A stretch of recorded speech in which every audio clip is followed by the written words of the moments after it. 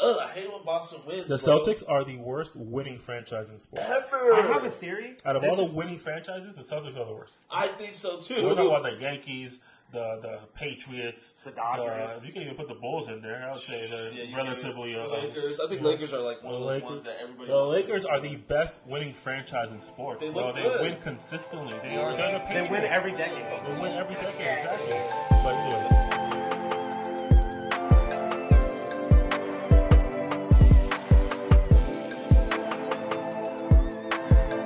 All right, ladies and gentlemen, we are back with episode 8 of HoopTalk, the podcast. We are here at the Camden Orange Court, downtown Orlando.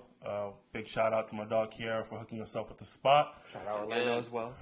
We got a brand new setup today. You guys are going to see a lot of new prompts, a lot of new things going on that we're trying out. Just trying to figure out what we want to do going forward and keep it consistent. Hopefully, we like it. Hopefully, you guys like it. Let us know what you think in the comments, and let's go ahead. Let's get it going, man. It's your boy, HoopTalk Nas, as always, and I'm joined by the same usual suspects. I got TyDolla to my left. Type shit.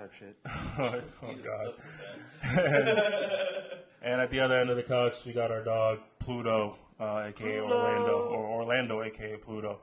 But without further ado, we're going to go ahead and get into it, man. Let's check it up. Let's hoop talk. Like we always like to get started with our out-of-bounds question of the week.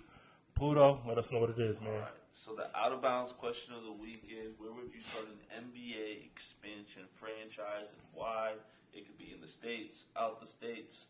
Your dream. Who wants to go first? I feel like we should make Seattle out of bounds. Like, I feel like we should not do Seattle. Yeah. What do you mean? Because there's already been a team there. Yeah. So it's not, we're not reviving things. What do we think? It has to be something that hasn't been in the league. Yeah. Are you going first? Am I going first? Yeah, go ahead. You can go first. Oh, damn. Damn, Seattle was going to be my answer. That sucks. Why would you? It's too... Who doesn't want Seattle back? Like the colorways were great. The history was great. You got Gary Payton. You got Sean Kemp, Kevin Durant. But I think the thing is, everyone agrees that we want Seattle back. Like, nobody disagrees. All right, well, that's like a consensus. If we had to go based off of personal preference, I'd say another team in Florida would be dope. Florida has a lot of places that they could definitely have a dope team. I think Jacksonville and Tampa will probably be the easiest bets. Yeah, for sure. If we're looking out of state, though, Vegas would definitely be the team that I feel like makes the most sense. Took mine. Yeah, Vegas. I feel like just it's sports embodied. You know what I mean? Like all the sports betting and all the whatever goes on over there in the underground too. But they got a lot going on when it comes to sports. They just recently, a few years ago, moved a team to Vegas, right? Yeah, to NFL. NFL. It was not too long ago. It was a few years ago.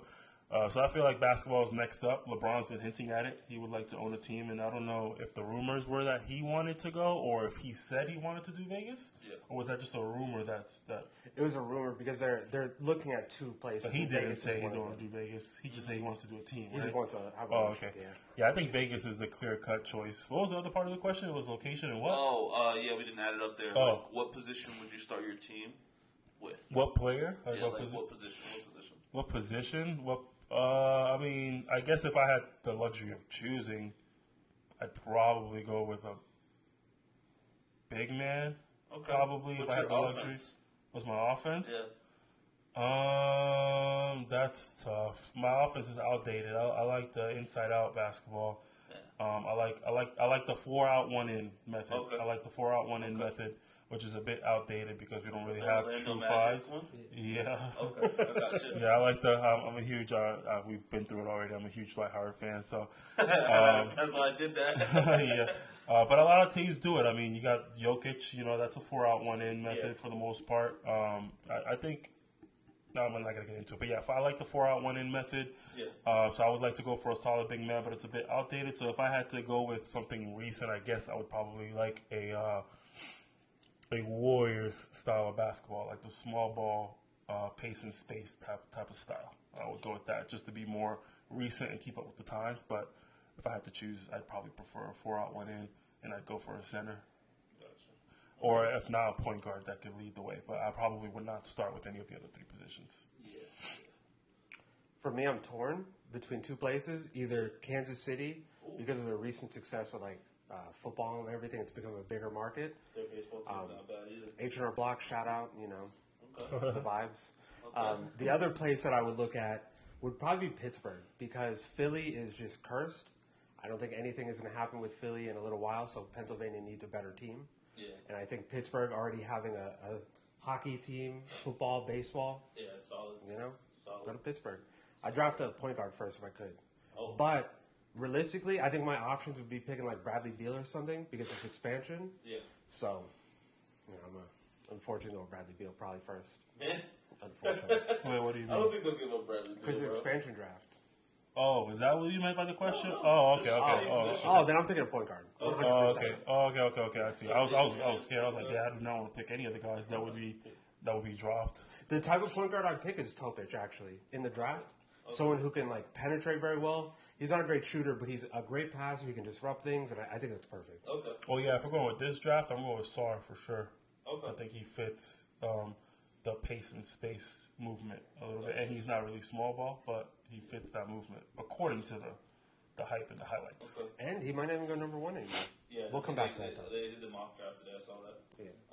For me, man, I'm surprised you guys didn't go out of state, out the country, because I would definitely do like a London type of vibe.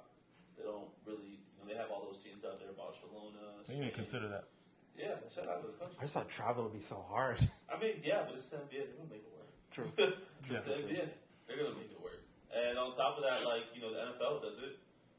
6 games out of their like 17 week schedule, they do it. So and they got way more money than the NFL. And at best, you would only have to do it 4 times a year. At best. Every team, yeah. And Unless that's it's like something. a finals game. That's gonna be dope. If you go in the opposite conference, then you only got to do it twice. Yeah. I have a question for this after you're done, though. Yeah, the finals games will be hard to watch, though. Why? They would have to play like midnight over there for us to watch. Oh, true. Oh, the time difference would be a problem. Yeah, I just thought about that. They'd probably be playing at 3 o'clock our time. Yeah. Yeah, that would be tough. But that would definitely be like Paris or London. I think that's pretty dope. I mean, when I'm talking, this is all this is all just hypotheticals. But the player I would start with also would be a shooting guard, and a scoring shooting guard at that. Someone who can get to the basket, hit threes, pretty much like kind of like a combo threat, and can guard up a little bit, or at least learn how to guard up in the future. Like a Bradley Beal? More like a Kobe, Michael Jordan. I feel like the reason I say that, I feel like when you have a dog, that kind of translates to what you got to bring around. You can't bring around no one saw, so then you got a hard-nosed team. So I would say like a shooting guard like that. And if I was going to say a specific city, I think I'd pick London over Paris. The only reason I pick Paris is because it's France, and France is like, I would think, right up there with one of the biggest basketball countries in the world. So yeah, that's fine. I think it's kind of chill. I like it. So we got Vegas. You said Kansas City. Yeah, right, I like that Kansas City one. Yeah, I'm gonna pick Kansas City. Kansas City. This nice too, though. Yeah, I hate Pennsylvania. Did you say Paris or London? I'm gonna go London. London? Yeah. I like it. What city like? The French Revolution is really taking over, so Paris wouldn't be a bad idea either. For sure. That's true. And we got three different roster spots for us. We got a center, we have a shooting guard, and a point guard. And I already know Wemby, as soon as he's a free agent, he's gonna want to go back home. Oh, facts. Yeah. And Sarr. Man. Facts. Yeah. I like it. But to get started with our topics of the day, a lot has been going on since the last time we were able to record an episode. First and foremost, the Boston Celtics have won the 2024 NBA championship. And there's a lot of things to discuss when it comes to that championship. A lot happened within the team, and with the media has a lot of different things that they have been throwing out there. But I'll throw one of my topics out there first, and you guys can go with whatever you guys also thought of when it comes to the topic. But one thing that I noticed, and I didn't really notice it until somebody said it out loud. I realized, I kind of noticed that, but I didn't really was focused enough to really think this was a thing. But interesting. Yeah, but then now that somebody said it out loud, I was like, oh, interesting. That is weird. But Jaylen Brown won the Finals MVP, right? And the first interview after they presented the award was Jason Tatum. Yeah, which is super weird to me. Yeah. Because it's I think Gilbert Arenas brought it up today when I was watching the podcast, which is super weird. He called it was classless, because it's I can't, he said the same. Well, he didn't say this part, but I can't guarantee that they did that on purpose. But the way Gilbert Arenas kind of explained it is like it's classless in the sense of why are you trying to create this ripple in this situation? Like if you presented the award to Jaylen Brown, why don't you immediately interview Jaylen Brown or interview them together if it's that important? But why did you get the interview to Jason Tatum immediately after? You know what I mean? I think it's I feel like it was trying to catch him in the moment type of thing, which I agree was a little classless. If that is truly their intention. Now, it could have just been a coincidence. Could have just been part of the script. You know what I mean? Like, they already intended to interview him regardless of what happened. It could also be that maybe they had the idea that Jason Tatum was going to win. You know what I mean? And it was already part of... think that. I think it was already part of their plan. So, it could be a lot of things, man. But I thought it was a little weird. Hopefully, there was no ill intent there. But it is the media. So, ill intent is usually the case. And I think... Oh, go ahead. Go ahead. I think when it comes to Boston, they're so vilified as well, where everyone looks for any opportunity. And I'm not a Boston fan. Like I've never really liked Boston as a team, but they're used to create so many negative headlines about their team, no matter how well they're performing. Like this team, any one of the four players could have realistically been Finals MVP, but they made it such a thing that it was Jaylen Brown versus Jason Tatum, and they're going to continue doing that because it gets clicks. Yeah, it's lame though. It's not gonna die. I think that's the one thing I can agree with you, Tyler. I think it's time to kind of end that. They're a duo. They're the combo package. But the one thing I will say is, I mean, who was the interviewee? Was it Doris Burke? I don't remember. I think so. I believe so. She loves Tatum. Yeah, that's the thing. I heard a rumor that I could be wrong though. I don't know. She was one of the only people who voted for Jason Tatum to win the MVP. So I mean, it all kind of trickles in. She could probably gone on her lone wolf self and got him, or her and Jaylen Brown might not like each other. And we don't know about it. Like Jaylen Brown can turn down the interview. You know, like you said, there's a lot of things that could happen. I do feel like a lot of those moments were forced, and I think that when I watched, I feel like I can agree with you guys, and kind of like Gilbert. I feel like Jaylen Brown's more of their voice. Like he's the one who keeps them in line. He's kind of like the more stoic guy. So I feel like what he would say would be not taken away from Tatum, but just would have been a lot more meaningful because he's never had this opportunity. You know what I'm saying? We've heard Jason Tatum speak before and do his thing, but we don't get to hear him a lot. And when we do, it's always like we said, like anti Jaylen Brown, like they hate him. So anti Jason Tatum, like they hate him so much. And I could agree. I think we all can agree that it was a little bit distasteful. Yeah. He's a dog. Don't get me wrong. He arguably is the best player on the team, but in this specific series, in this playoff run, it was Jaylen Brown. Yeah. It was voted on by majority of the people, so you have to acknowledge that and you have to move forward. And it's not like Jaylen Brown doesn't get clicks. It's not like Jaylen Brown isn't this person you could talk about. Yeah. They just want to use it in a specific way to continue that rift. Yeah. Let's talk about that, though. Why was it Jaylen Brown for Finals MVP? He deserved it.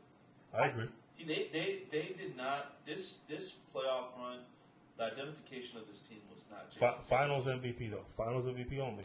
I'm saying the whole playoffs. Right, but the Finals MVP though. The question is the Finals MVP.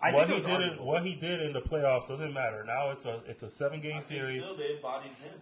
That first game, he set the tone. 2 steals. He locked up Luka. Did not let him shoot. He set the tone. But it was 5-game series though.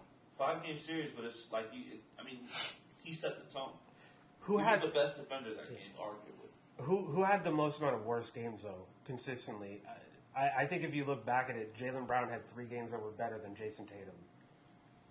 How is that even possible if Jason Tatum's numbers were overall better except in one category? Which was?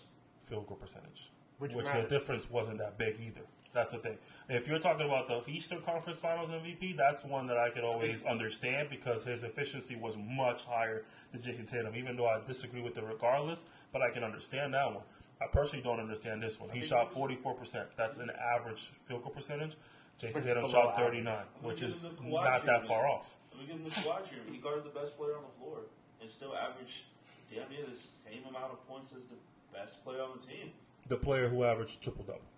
Who, Jason Tatum? But like you said earlier, though, that's being a little facetious because earlier you said that he was playing just like he normally was. Yeah, he was the best player on the floor. Exactly. So what was the difference maker there? But I don't think that Luka was playing the same way. I think Luka efficiently was playing worse. He had more turnovers, more fouls. You also said it was because of his injury, though. So now it's because of Jaylen Brown? I think it was mostly because of Jaylen Brown. I don't think that you can hold Jaylen Brown accountable for the injury of Luka Doncic. He played exactly what was in front of him.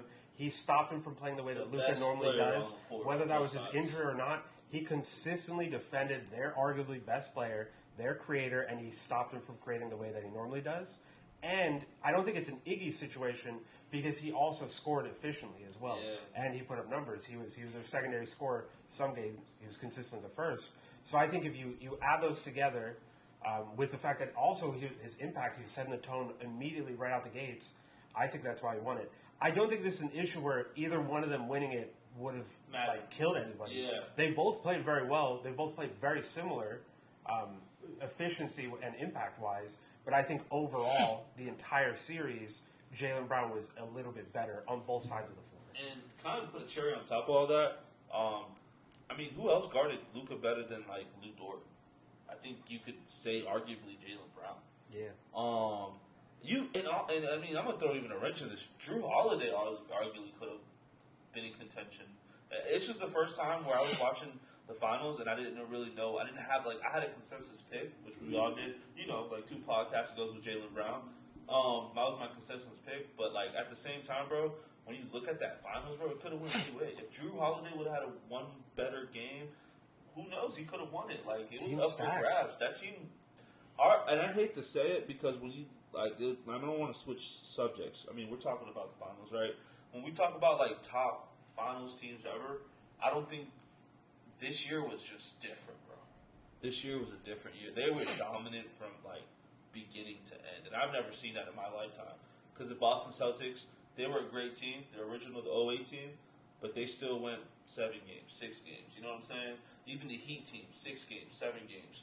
I think didn't they go 6 against Oklahoma? You know, I get it. I 100% get it. I consider myself an open-minded basketball fan. That's my personal opinion. Yeah. I have closed-minded opinions when it comes to some of the players that I prefer, but it's not too often that I'm not willing to understand, you know, a certain perspective. But I don't agree with the perspective that they were dominant because they're not playing teams that should be hard to dominate. That's the problem that I see. The thing is crazy, bro. Like, we will never know.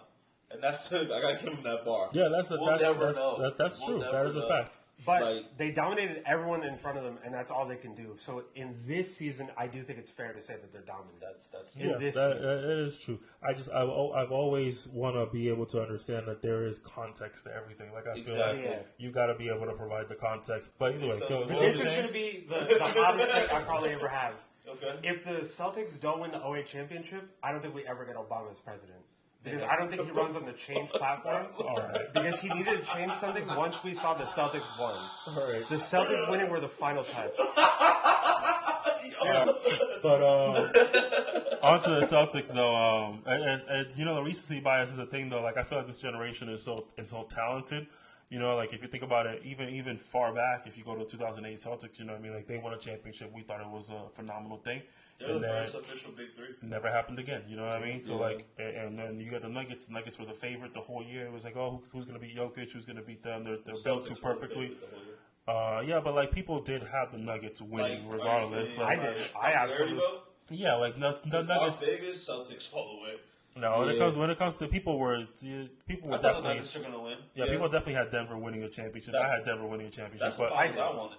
But that's what I'm saying. Recency bias. In this generation, we've had a different champion every year since 2019. You know what I mean? So, like, it's and that's 5-6 years of championships. There's no domination anymore. And I think to kind of even double down on what you're saying, Nas, I miss competitive basketball. I think we've already talked about it on the podcast. It's no longer there, bro.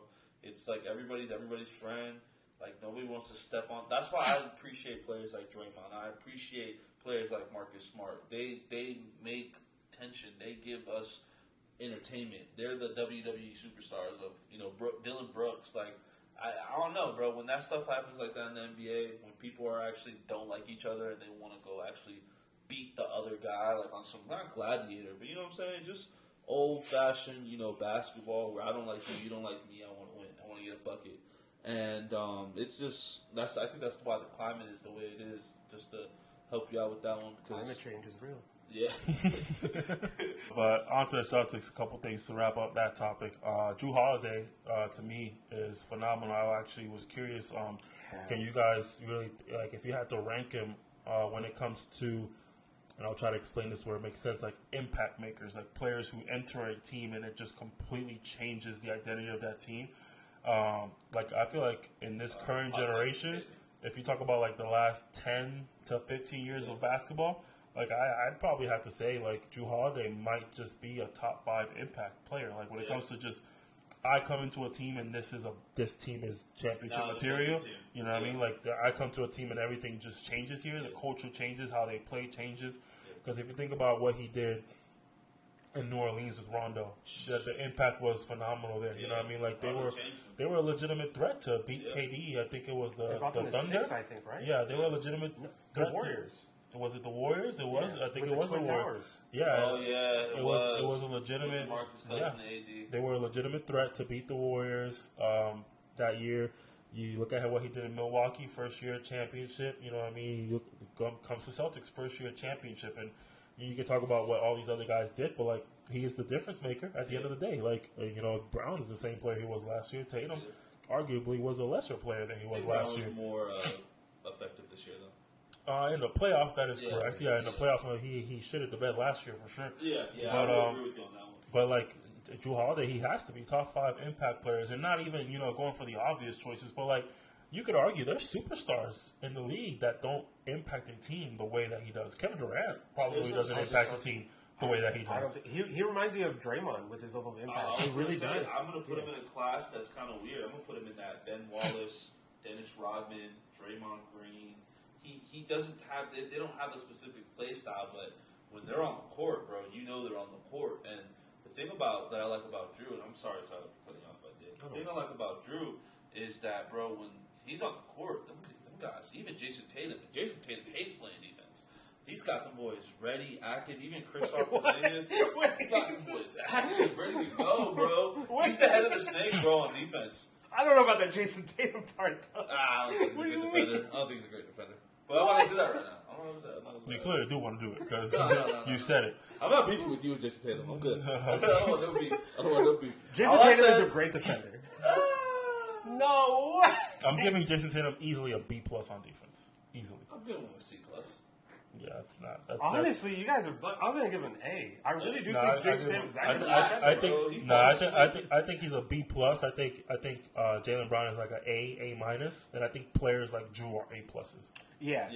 He's above this guy. He's like 100%. He's like an S rank. Yeah, he's like an S rank mission for Naruto. We're in like fighting games. To really back in, just to finish off with the Celtics, my last thing that I thought was a good discussion or a good topic of discussion was the Mavericks.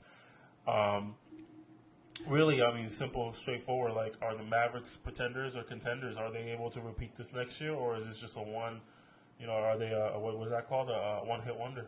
I don't think they ever had the roster to actually win against the Celtics. Yeah, but could they make a conference finals run again? Do they have the ability to do stipulations to that? Like what we think should happen for them to get back? Well, before we say that, they removed Mark Cuban altogether 100% from the decision-making right now. Really? So there's hope that they spend more money in the luxury tax, which I think is... Wait. I thought he had still control over basketball affairs. He did. He had the decision-making, but he had no stake at all in ownership. So the owners kicked him out, pretty much? Yeah, this year. Nico Harrison. Wow. It's big. Yeah. That's big. That's really So big. do we think that they'll spend more money on the team? Because that's always been the thing with Mark Cuban. They never went into the luxury tax. Yeah. Do we think that there's a possibility now they spend more money to create that roster? I think that it's likely. This is a ex-Nike exec that's making the changes. But to get what specifically, though? To get role players like that? To get expensive role players or to get stars? They don't not need to mess with their centers. I don't think they need a star. No. That's what I'm saying, but that's my point. What are they going to spend money on? Are they going to spend money on stars? Does this lady know anything about basketball?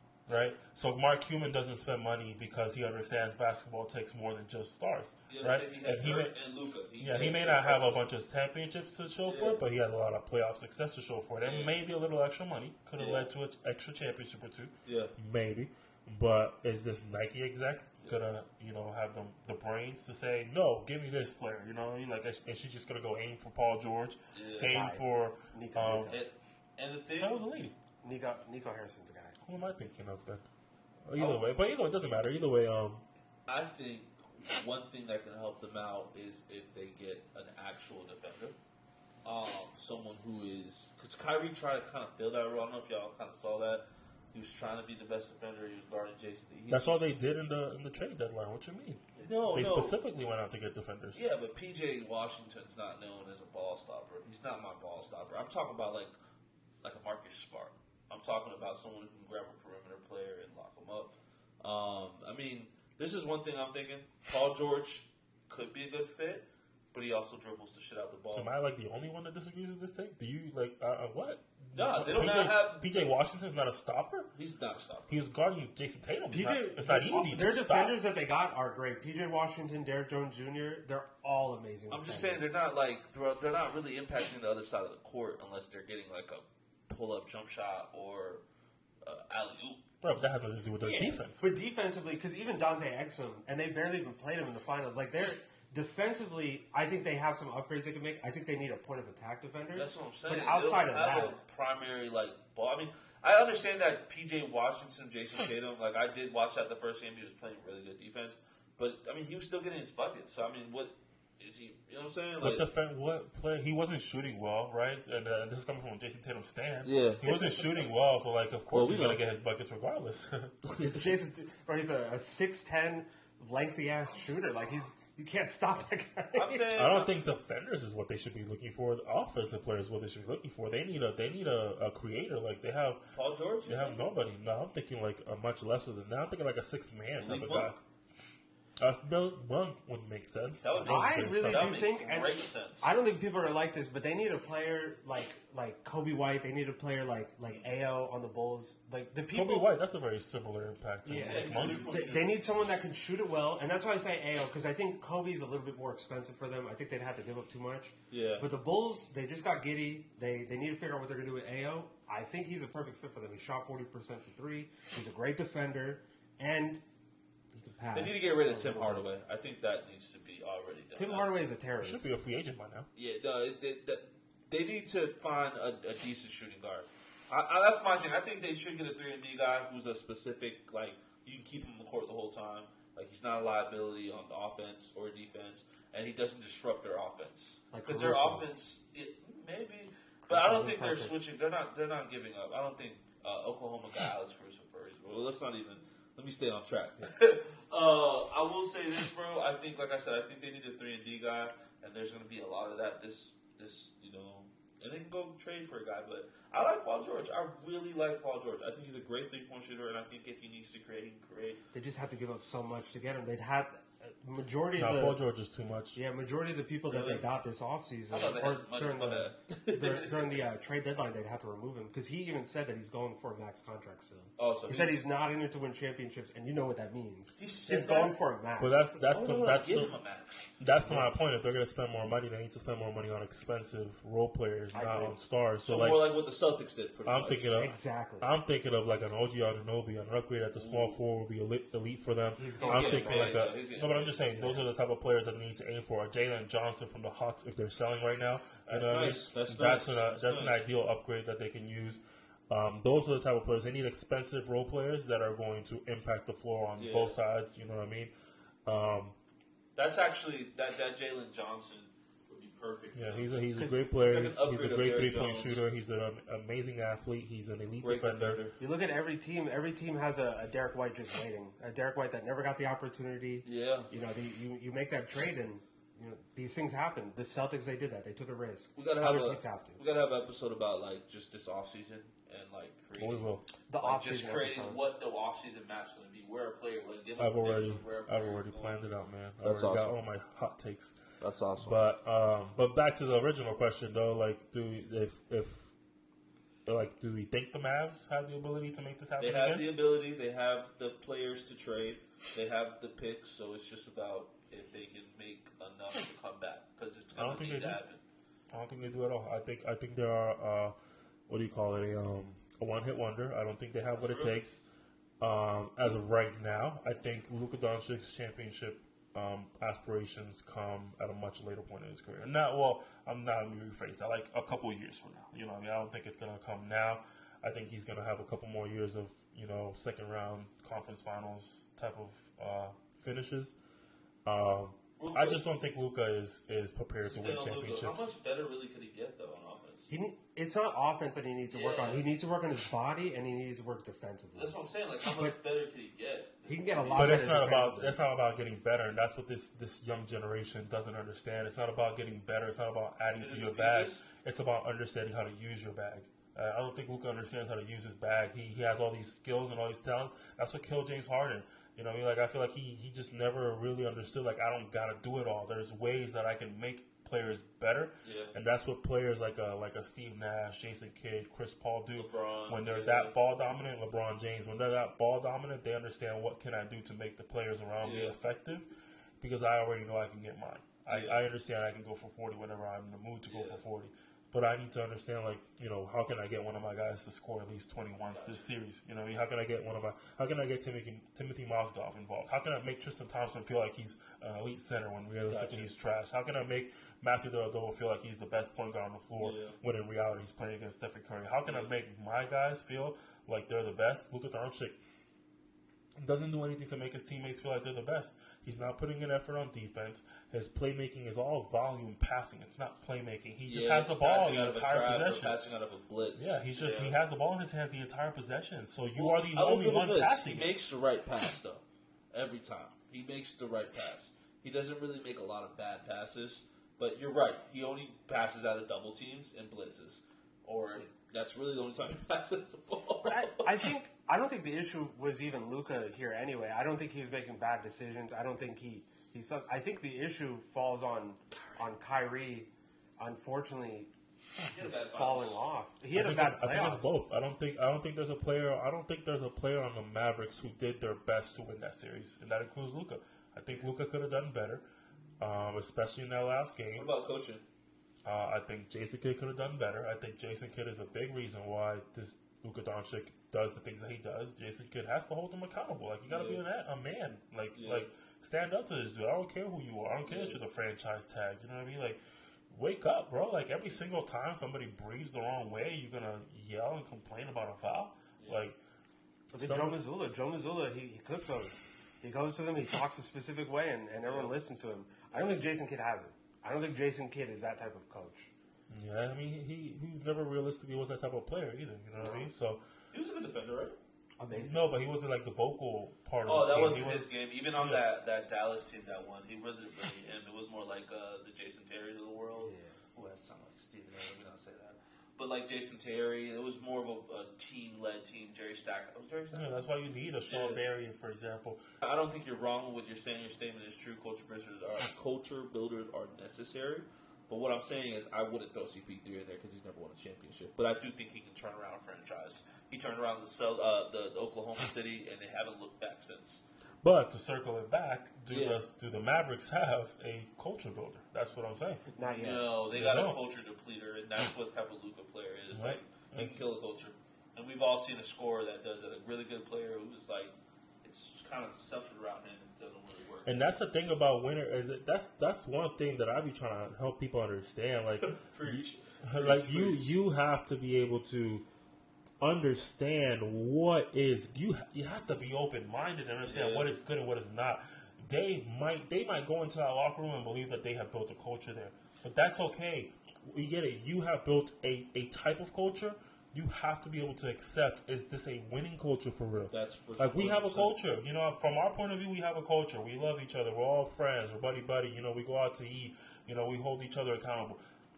What exactly are you doing to win, though? Like, what is this culture helping you do to win? You know what I mean? Like, you got Kobe and Gasol. They built a culture in Los Angeles. Even, like, double, like, the stand, you know, help you out even more. Like, when I say culture, bro, culture's the things that you got to sacrifice to win. And I think that one of the perfect examples of that, that's the most transparent, is the Heat culture. You might not play this series. You might play the next one, but you might not play this series. You got to be able to give up certain things of yourself as a basketball player, which is your ego, and that's I think where Nas is going at. It's an ego thing, bro. It's. I mean, I'm gonna take 32 shots and we're gonna die on that, and that's what happened this finals with Luka. Like, and then Nick, you said it's depleting, and it's sad because when I look at basketball, that's what basketball is now. It's an ISO game.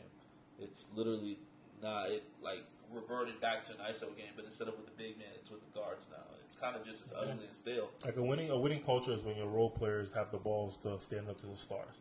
A winning culture is when your coach has the balls to stand up to the star. And the star doesn't get hurt by it. Exactly. Doesn't want to get traded. Like when Mario Chalmers yells at LeBron James, that's a culture. That's a we're going to win. And I don't care who you are, you're not guarding What up. did he say?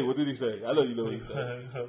Called it. Bitch, you play defense. Exactly. Like, you're not playing defense the right way. Like wake up, stop acting like a B. You know what I mean? So but how many teams are like that right now in the NBA? The winners. That's what I'm saying. That's the whole point. Yeah, I don't think it's a lot of the winners, though. I don't think last season. What winning team doesn't have that in them? That culture of I'm gonna hold you accountable. Even like OKC. You don't think the Bucks have that accountability? I think that's the issue with the Bucks right now. I don't think so. Yeah, I think the players do got too much control over there. Nah, I disagree. I think they did have the accountability. They literally fired a coach who was winning 32 games because they did not like him. Well, maybe the front office wasn't the best part of that culture, but like amongst the players, the coaching staff, and all that, why wouldn't you say that they didn't have a culture? Like, especially just adding Jrue Holiday to the equation, like. We're talking pre-Jrue Holiday. I'm talking about championship Jrue Holiday. That's what I'm talking about. I'm talking about 2021 to when they win to now altogether, like all of it. That culture left when Jrue left. I don't think that's going to help you out in the podcast because that's what you're talking about. What kind of players are cultures? Yeah. I think the culture of being a great defender. The word, and I hear coaches say it, is taking responsibility of the guy you're guarding. Being able to say, I'm going to sit here, and even if he scores 25, I'm going to make it. This is going to be the hardest 25 he's ever going to score in his life. But I'm confused with that team. Who was sacrificing? Jrue Holiday. I don't think Jrue Holiday was. I think that's Jrue Holiday's play style. I don't think Chris Middleton ever sacrificed. Brooke Lopez definitely did. Everybody on that team could be a superior player on another team. Yeah. Brooke Lopez was actually Chris Middleton would be a far better player on a different team. Right, Jrue Holiday was already a far better player. Like in regards to, I guess you could say like his usage. I guess you could say he like could his have usage handled is much the ball higher. more than what he was. Yeah, he could handle the ball out more. Of he the could last take more 5 years, shots. it was highest on the Bucks team though. What, like his usage rate or his his actual usage. shot attempts and everything? That's what I'm talking about. Well, like usage is everything. It's passing. Well, I guess I'm referring to more like the emphasis He's on point guard, though. how he impacts offensively, right, or how he impacts the actual maneuvering of how we play basketball. Like I just feel like. Jrue Holiday had to take a step back and say, like, I'm going to be more of a role player. You know what I mean? Like, the likelihood of me making an all-star team is slim. I'm probably going to crack it once, but that's going to be me pushing it. Chris Middleton could have been a far better player on any other team. I've always been very high on Chris Middleton. And we know for a fact Brooke Lopez could be a far better team on any other team. Brooke Lopez is the one to me that I think genuinely sacrificed on that team. If, like, statistically, if you look at like, if you just do it the simplest way, and you look at stats, I don't see anybody really sacrificing anything to win that championship. I think that they kind of, they figured everything out that one season. Everyone together just kind of clicked. They went against a Suns team that was inexperienced. They're very young. Kind of like this Dallas team. But even just being locked in on defense is a sacrifice. The what it takes to be that efficient on defensive end, you know what I mean? Like to be able to lock up at all positions, to be able to communicate. Yeah, that's a sacrifice. Like, at the time. It's not always sacrifice from your statistical standpoint, but it's always a sacrifice of how hard are we going to work to make this happen. You know what I mean? Like how tired are we going to be every night? You know what I mean? Like, how much are we going to uplift each other? How much are we going to push past the fact that Chris Middleton just had a bad game and push him to have a better game next time? How many times are we going to tell Jrue it's okay that he blew past you? You're the best defender on this team. Go guard him again. You know what I mean? Like that sacrifice isn't just about the statistical output, but it's also about like before we weren't playing like a winning team. What are we gonna do to play like a winning team now? You know what I mean? Who's gonna buy in? Who's not? If you're not gonna buy in, get the hell out of here, right? And if we need more pieces, bring them in. PJ Tucker, all that kind of stuff. Even Giannis sacrificed. Giannis, at one point, they were trying to make Giannis the closer, and then he kind of said, "Okay, I can't do this." And Chris Middleton became their closer, and we all know he's their closer. He's their best shot creator.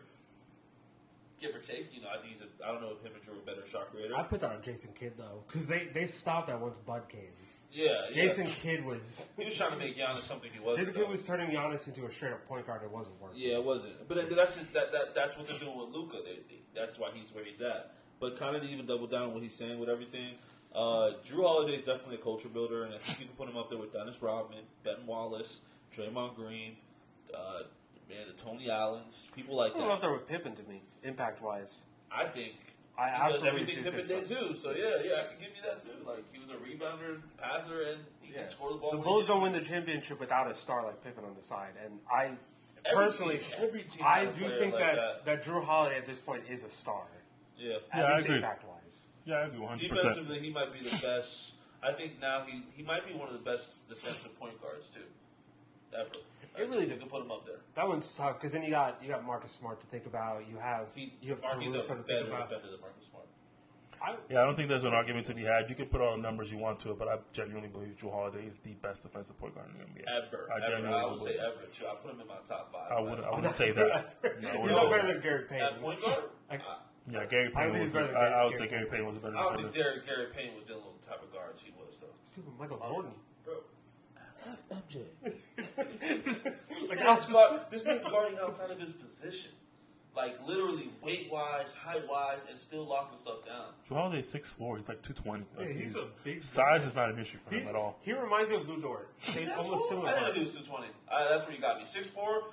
Everybody else is like 6'7", 6'8" that he's guarding. So that I'll give him. But I didn't know he was 220. No, he's thick. Damn. No homo. He's thick as hell. Pause. I could definitely be wrong, but he's 205. He's 205. But also, that's not always updated, so we'll never know. In my head, he's 260. So. Man, no. Okay, well, I wouldn't say all that. I would say him and Lou Dort are same body-wise. Lou Dort definitely looks like an NFL player. No, that's but size is not his issue whatsoever, so that's not really a I think thing. his arms make up for a lot of it. I forgot he has really long arms. I think he's got a 7-foot wingspan. But ultimately, it comes down to Mavericks. I think we can agree that they are pretenders. I don't think they have what it takes. I'll need to find out. Oh, wait, I have to disagree. I'll agree. Okay. I just... Well, if we would stop changing the subject, we could find out what we all think. Let me ask you a question. So I'm going to sit with this. Who do you think that they lose to in the West? That's the thing. Like, what changes are these teams going to make to where they just topple over such a young team like the Mavs with the possibility of developing? I think OKC has the ability to be better. I think Denver has the ability to be better. Not as a team get better, but I think they are a better team as it is right now. You know what I mean? I think they're smart enough to overcome what the Wolves did, and if they had to go up against Mavs, they can figure that out.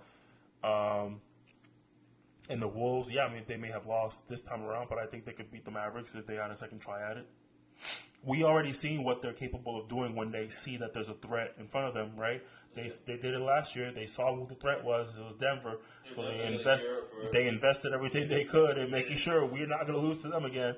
Yeah. So once they see that Mavericks are a threat, there's going to be the same concept. So, we're going to make sure that they're not a threat again. Okay. Got the money. Real quick, last thing I promise, guys. But it's not always about the adding players. It's also using just about using players differently. The last thing before, again, I think they're a pretender. I do think that, but this is what can make them a contender. If they can find a way to sign and trade for Cat, I think that's a good pickup. There's no If they could. That's all I'm saying. I'm done. The Wolves would trade Rudy before they trade Cat. Cat's free agent, right? He's about to be, right? No, I think he has No, he has at least he just signed an extension. Yeah, he just signed an extension. They're trying to get rid of him then. That's the argument. Yeah, they're trying to trade him. Well, that's the rumors. There's no guarantee they're trying to do it, but that's what the people say. I think those people are just trying to make it happen, but I don't think that would ever happen. I don't. Piece that fits. I'm sorry, guys. I am a Karl Anthony Towns hater. I do not believe he turns anybody into a championship contender. Okay. That's my personal opinion. So, contender or contender? Oh, I think it's possible again for them. I think that they did so well. I think that they can make some slight moves, get better, off-season candidates, and I think that they go. I don't know if they go back again because I think that That's the question. I did. Well, then no. Yeah, I really do think it's the Wolves next year that end up making it. Okay. I will say pretender. So I will say pretender in that case, but I don't think that they're pretender. So he's just saying more. Can they go back? That's pretty much the question, right? Yeah, that's pretty much like next year or within the next 3 years. No, next year. Can they do it again? Not gonna happen. Yeah, I can't say it. So they're Next year, in the next 3 it's years. a one-hit wonder for this specific phase of their career, sure, but I for think sure. you get them 2 or 3 more years, and they really figure it out. I don't even think Kyrie will be part of that team that figures it out. I don't think so. Me neither. Yeah. 100%. I Kyrie's think not. that's a change they have to make. Yeah, Kyrie's gonna miss 50 games because there's some sort of conspiracy that he has to go. Oh man, fight you're a it. Kyrie hater too. No, but either way, Next topic. that was an hour segment. Moving on to the next. The next few segments should be pretty short, just because I imagine I'll be the ones to have the most to say about them. But Okay. Put Up or Shut Up just had their 12th season. Put Up or Shut Up is a local tournament hosted by TP, which we actually had him at one of our episodes. He was our, What happened? he was supposed to be our first guest. However, that did not work out. And we messed up a little bit of the recording there. I think it was audio, right? Audio issues? Yeah, we only had 45 minutes of recording. Yeah, so either way, TP hosts Put Up or Shut Up, or Pusu as they like to call it. And they just had their 12th season, a team by the name of God's Ninjas, which I'm sure we could all assume where the word ninjas is supposed to be. Gotcha. But to be politically correct, they changed it to Ninjas. But they won the tournament this year. I don't know if you guys had a chance. I don't know if you guys even looked at the notes. That's a wild name. It is. But oh yeah, I forgot. Well, I'm assuming that means you guys probably didn't have much to say. But just to shout out a couple of the players, man. Shout out. Tommy Dennis was a part of that team. It was a 6-man roster. I think all teams are 6-man rosters. Tommy Dennis, former Serpent, was on that team. Wait. You just be sliding that stuff by. He's not coming back next season? No, he left. He had some disagreements with his role and decided to step away. Yeah. But either way, Mike Scalco as well, who runs Selling Nation, which is also another topic that we have for today. A quick hitter for later. Dom Johnson. I'll put all these. I'll try to edit it into them and put all their pictures up there so you guys know who I'm talking about. Alex Sanchez, Brandon Seed, and Danny Moore. So shout out to them for winning Pusu 12. Put Up or Shut Up season 12. I'm assuming you guys don't have much to say or add to that. Shout out Tommy. It's really depressing that we never got to use that episode because he was really cool to talk to about this. Yeah, we're gonna bring TP back for sure, 100%. We're gonna bring TP back. He deserves it for sure. He sat there for an hour for nothing. No, and he talked very high level about everything as well. It was great basketball though. It was a great conversation. I'm happy it went well though. Yeah. Do you know how many people entered? How many teams? Yeah. Maybe 8, possibly. Damn. Maybe. That's clean. I'll to give a little bit more background to it, just so everybody understands what it is. Put Up or Shut Up is a lot different. So it's you actually draft your whole team. So you go in there, you have a captain who names the team or whatever the case is, but you draft your whole team. So the teams aren't like set. The captains are usually set, and they tend to use their same team brand and name for the most part. But the player is always brand new. So even this year, there was a player. His name is Santos. He's a part of a team that calls themselves Game Time, but he actually got drafted by another team. So Put Up or Shut Up isn't really about like loyalty or anything because they don't really have much of a choice. Yeah. So, but yeah, it was cool. Dom Johnson is definitely raw as hell. So good for him. Shout out TP, man. We're gonna have you back, man. I hope you're watching this. If you're watching this, make sure you shoot me a text and be like, "I heard you." All right.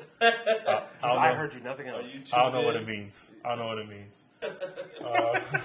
to TP again, man. He's in the walls. On to the next segment, though. This is wild.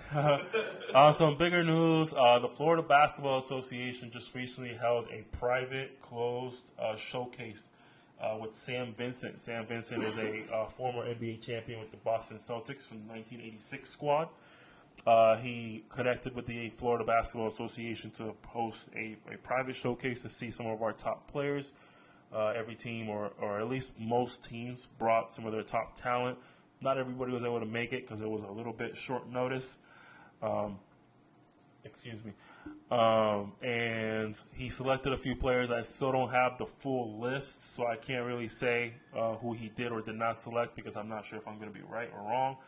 But he is going to be selecting a nice squad to bring out there. I think there's two legs to the whole thing. It's like a basketball tournament kind of essentially. So What about the Serbs? Any players? he was interested in some. I just don't know who he actually reached out to make it happen. So, Big so, Birdo. so I can't confirm nor deny. So I'm not going to look like a dumbass. Hot So. take. Go Birdo. But yeah, the Florida Basketball Association is going to be bringing some players over there. Unfortunately, this is going to be during playoff time, so some teams may end up being depleted. Oh man! Shout out to I hope none of you guys go. I don't mean Unless the players choose to go during the second leg. But on news on top of that, there is a very, very, very small possibility that they will allow me to go there as their official content creator. So I may be going to China for a month. They are still talking about it to see whether or not they can make it work because it's not a part of their budget to make it happen. But you guys are going to have to pod without me. or we can bring guests too. Man. Like Dirk said, He's going to tune in for his episode. Strippers everywhere. They're going to have to figure out the I'll the take equipment those. though. So. I'll take all of it. Oh yeah, we might be off a month. But then the problem is I have to take all my camera stuff though, so that would be an issue. I think we're going to China. I really But listen, bro, like Dirk said, you better lose Chinese. You better learn Chinese, buddy. Yeah, I'm definitely gonna Said try. that? Yeah. But it's not nothing set in stone though. But they're talking about it. I'm hopeful. Fingers crossed. I would love to. I've already talked about it with my wife to figure out whether or not I've talked to them about it too. That's fine. To take a personal leave and everything. So we'll see. If they do say yes, I'm still gonna think about it a little bit further because it's a lot to commit to. And I'm not convinced that I can, but I'm gonna try to really talk it through. Do you want me to go for Get you? paid? No, it's I can go for you. okay. Contract talks right now are crazy. I'll Get ask paid. But yeah, Florida Basketball Association, man, making things happen for a lot of players in the league, and that's really what we're here for, man, to offer these type of opportunities. Shout out to Sam Bring me Vincent, back some too. fake J's, okay? What'd you Bring say? me back some fake J's. Oh, I got you, man. I Man. got you. I'll make sure not to steal anything, though. Oh. Shout out LiAngelo Ball Shout out LiAngelo and the UCLA squad. and Lonzo Ball. That's a crazy opportunity, though. It is. That Hopefully is- it works out. The FBA has been going crazy. The Adidas sponsorship you guys have, the opportunity to play in Key West, the opportunity to go to that's crazy. Yeah, man. Things are happening in basketball. This is like, I would say, one of the lowest levels, and no offense to you. I know that you take pride in what you do, but I'm saying this is one of the lower levels of basketball. This is where you pay to play in a way. So, I mean, this is phenomenal. There's opportunity here, and it kind of gives those high schoolers back where we're from another opportunity to kind of like, okay, this might be my chance to kind of get out of here because you're going to play in China. China doesn't have where we are the resource, you know what I'm saying, when it comes to basketball out there. So, I mean, the NBA is not the final stop, but I think we've had this conversation before. We've said this. NBA should not be your end all. Go play in China. Go play in Spain. They're just as good. Yeah. And you can see the world, bro. It's like you'll learn way more than just being in these borders, and you'll be way more appreciative. And you can also look at the game in different lenses too. And how would someone from Australia look at the game? How would someone from where Luca's at look at the game? So take these opportunities, and I feel like use it to motivate yourself to want to actually. If you want to be in the league, maybe you might have to just pay your dues and rub the right elbows because it might be a little bit of that. So definitely an awesome opportunity. I'm proud of you. Yeah, and to add to it, they'll be playing CBA and NBL teams, so it's legitimate competition.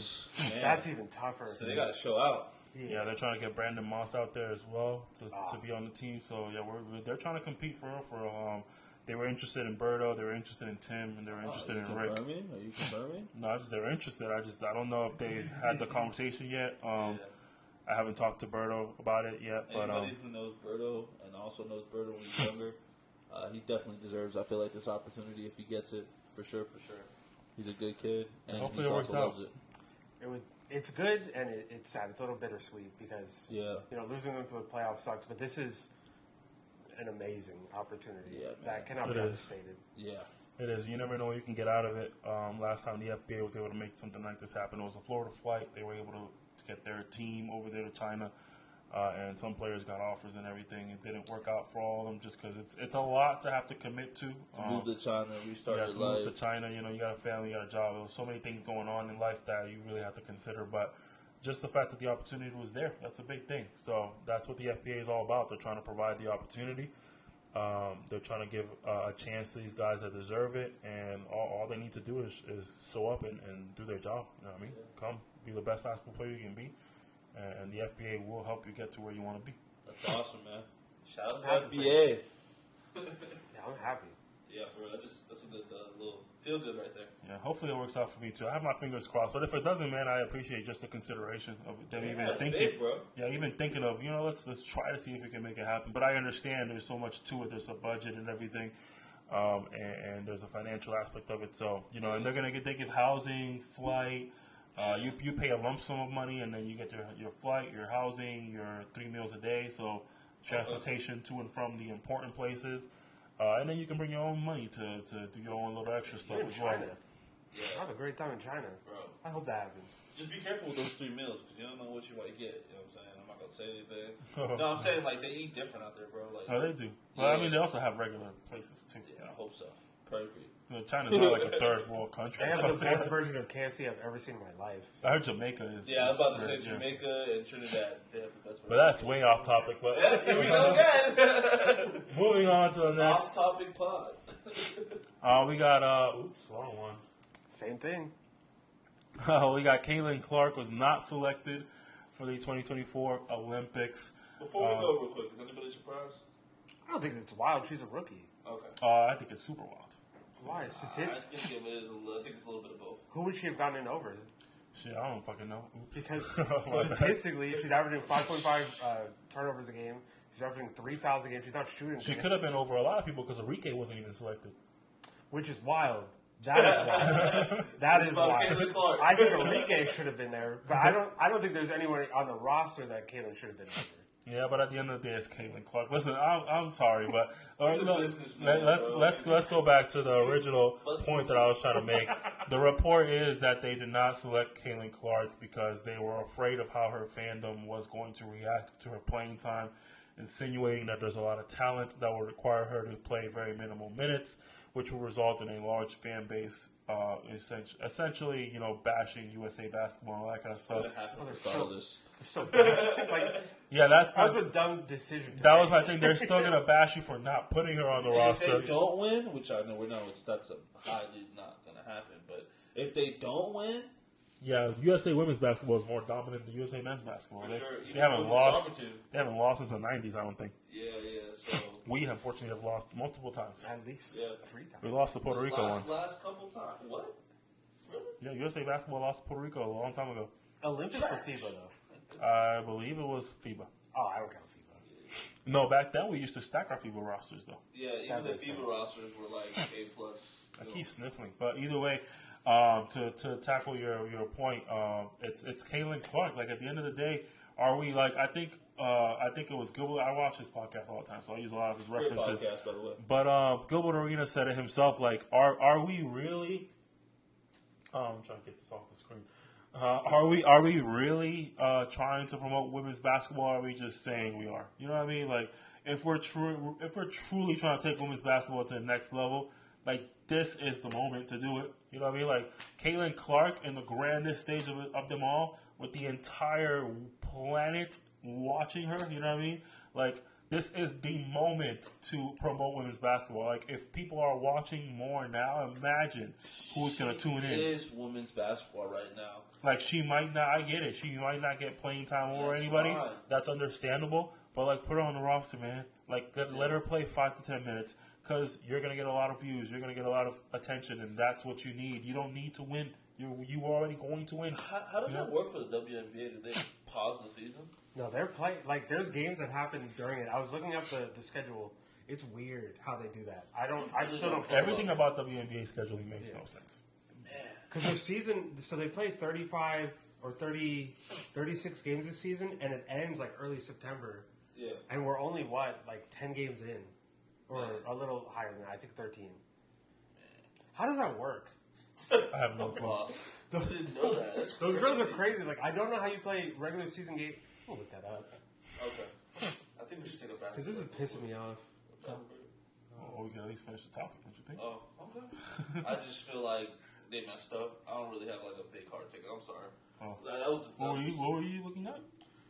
I'm trying to figure out how this happens because this feels illegal what they're doing. There's no way they're going to play both. Oh. That was my question. That's where don't they get paid to play in the Olympics though? No, they do not. I think they do. I think every Olympic is paid though. No, they do take a break from July 17th to August 16th. I missed that. That's a long break. That's a whole month. What you said? It's a whole month. That's crazy. And it's just like, all right, guys, back to action. But realistically, what other time could they play and still get prime time? Because they play in a lot of NBA arenas. Yeah, they're not. They're in NBA season now. Like, what could it was reported the WNBA is still gonna finish at a loss this year. $50 million. Yeah, because they put a lot more money into charters. They put more money into things. But that happens. You lose money before you make money. Yeah, they haven't made money. But they've also been around for about 20-something years. So. Yeah, they have not made money. The NBA was losing money until Kareem. Well, true. Well, that's true. And then Kareem after that was Magic. They were losing money. Yeah, but ultimately, I think they made the wrong decision to not send Caitlin. But I understand the decision at the end of the day from a basketball perspective. I get it. You are right. But if you're not going to send Caitlin, at least send Enrique. Like, what the hell? Or at least Angel. One of them. One of the people that are like... No, I don't. There's no world I think Angel. No, I don't know. I don't know about Angel. I think out of the rookies, Cameron Brink was the only one that I think would have made sense to be there. Her game is crazy. I just kind of shout out to women's basketball. I just watched her game, bro. She's got sick game. She's like Blondie Divac with blonde hair. She generally reminds me of AD. Cameron. Yeah.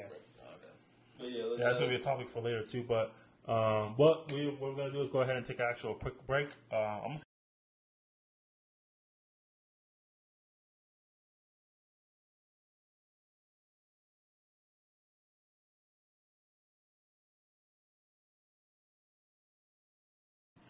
All right, we're back from that commercial break, whatever it was. I guess we'll find out later. Thank you, editor, for adding that in. Basic editor. But let's see what we got on next. We have something about Paul George. Paul George comments on front offices in the NBA. I'm not going to lie to you, I'm still completely confused. So if you want to lead this one off. It actually kind of ties into what happened. So Paul George went on his podcast to talk about his free agency, and he made a mention. That's why I'm confused. I don't watch his podcast. That makes sense. So he made a mention that players talk to each other about GM experiences in front offices. And shortly after... I saw a snippet of that, yeah. Shortly after that, it was assumed that it was about Philly, and today Philly just announced that their interest in Paul George is waning. So it looks like, and it makes sense, players talk for Jared Moore? Harden did. Harden and Westbrook were both on the Clippers with him right now. Oh, and they probably were like, yeah. Exactly. So I think, based off of his comments, I think that players talk. They talk about their negative experiences with Daryl Morey. You go back to Daryl Morey's history. You go back to the Chris Paul the Chris Paul trade, where he trades him to OKC right after he told him that he was never going to trade him, that he was going to stay in Houston because Chris Paul brought all of his family in. You have James Harden, who calls Daryl Morey a liar in a strip club. I think that players... This location was not necessary. Not at all. It's a strip club. We need to know, because he's not talking to any NBA players there. He's talking to NBA stars in the future. But it confirms what I think that we all knew, that NBA players, they talk amongst each other, and that's why you see teams not really getting any stars in free agency. And it's most likely because their GMs, their front office, just sucks as people. They're awful. Jimmy just hates 76ers, right? No, Jimmy wanted to stay. That's the worst part. Okay, that's a completely different circumstance. Philly messed up there.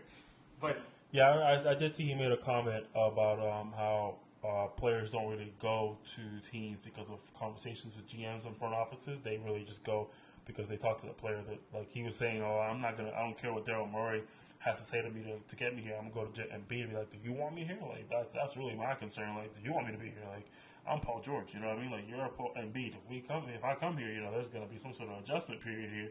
Like, do you want that? Like, and then we got Maxey over here, freaking first time All-Star. Like, so I think I think it's true that they do talk to each other in regards to like their experiences with previous teams. But I think at the end of the day, most players probably just care about the situation that fits me best. Unless it's just like bad reputation, which I think Murray has. But absolutely. I think in most other cases, it's more about just players fitting with each other. which I think is what leads to a lot of teams failing, because I feel like they use too much of that personal aspect of it. Like, oh, I get along with you, you know what I mean? Like, oh, you my dude, you know what I mean? Like, we can go to the strip club, we can go to the bar. Like the Nets. Yeah, like we can get along, we can be best friends, but like that doesn't necessarily mean maybe we should hop on a team together. You know what I mean? Like that's not how it works. The team we have right now that are buddies is the Knicks. Like they're real deal friends. Like, yeah, you know, and that's like lucky that all their players all just complement each other. Yeah. That doesn't really happen. Yeah. And once they get Michael Bridges, that's another complementary piece. If they get him. When? Yeah, I definitely think the front offices, or the reputation of the front office matters for sure. 100%. Because I can't imagine, you know, it's an easy decision to go play in Philly. I think, you know, Daryl Morey has a pretty terrible reputation. But I've always been on the devil's advocate side of, you know, James Harden isn't exactly a model citizen. You know what I mean? Like, why not? I mean, you know, he spends a lot of time doing un-basketball related stuff, which does paint a picture. You know what I mean? Like, it's the Kobe mentality. That's the Mamba mentality. Like, you'll never really see Kobe doing that stuff. You know what I mean? Like, when it's time to win, it's time to win. You know what I mean? Like, you got a whole off season you can worry about going to the strip club and finding. Not really. Nowadays, not really.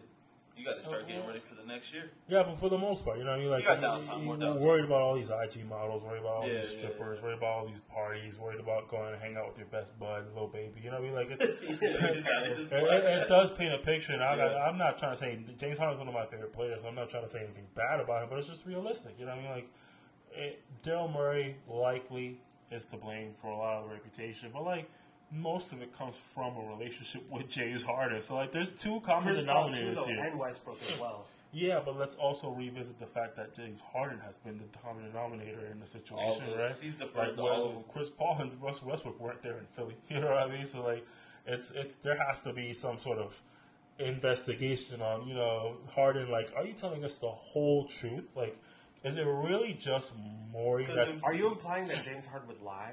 Oh, of course. Sure. 100%. Yeah. That's not even an implication. I am telling you straight up, I think James Harden is possibly a liar. Like, are you calling James Harden a liar? We are all calling James Harden a liar. Yes, I am.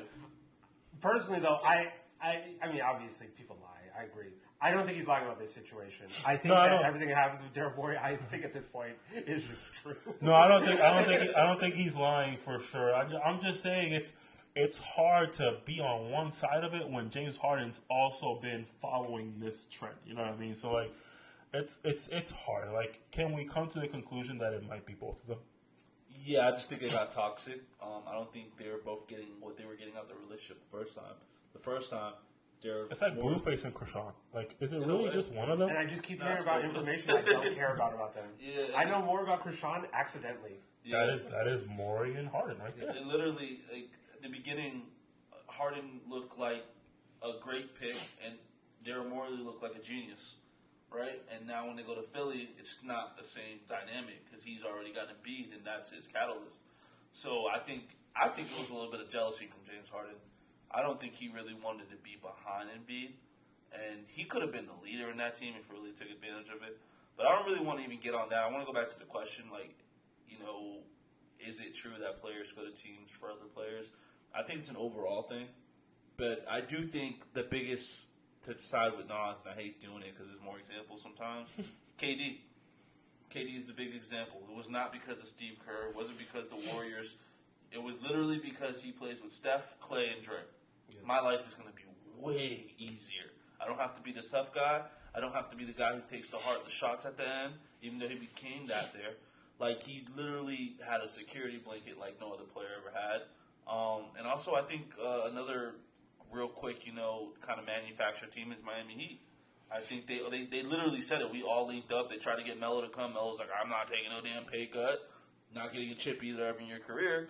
But, you know what I'm saying? Jesus. It wasn't supposed to be Chris Bosh. It was supposed to be Melo, LeBron, and Dwayne. It was supposed to be on the Bulls, too. Yeah. So, like, they talk. Like, what Nas says is true. They talk. But I think it's, like, if you really mess with me as a player, we're going to find a way to make it work. Because Dwayne Wade and LeBron found a way to make it work. Yeah. Steph Curry and KD made it. And not to be confused, it is an overall picture thing. Of course, there's more considered than just, you know, I'm going to go play with Embiid. But you got to make it work, and that's hard. That's really hard to win. at the highest level make it work. Like, it doesn't work. And I got to side with Nas on that. Like, you can't just click up with people and not put the work in. Yeah, I don't think a lot of players understand that. I think a lot of players look at it as he's super talented, I'm super talented. Let's get it. We're just going to buckets together. Like, who's going to stop both of us? You guys. You're going to stop both of each other. It's you. You're guarding the Spider-Man meme. Kyrie, you stopped KD. I do think so. I think Kyrie was just really young. People forget Kyrie was really young at the time. With KD? Kyrie was only like 2 or 3. That was 2 years ago. No, but I'm saying, with KD, the Nets, he was younger. He was like 28, 29, bro. Like, he was a little younger, right? But am I wrong? Correct me if I'm wrong. At that point, he's not young. If you're saying he's younger than he is today, that is correct. I was younger yesterday than I am today. I'm saying, I think he had a lot of growing up to do. We know Kyrie's kind of one of those guys that's a slower cooker when it comes to maturity. I think Kyrie just finds his powers in conservative states, and that's why it works so well in Ohio, and it works so well in Texas, and New York is just not that. That's why. They're going to let you rock out in New York. Should go play in Utah. Absolutely. The Mormons would love him. Bro, I've talked to them. He can barely make it a season with Boston. You stick this man in a real racist place? Man. If you put him in Utah, he's going to talk about John Smith like we've never heard before. We're going to hear about the prophet. Now I do know who John Smith is.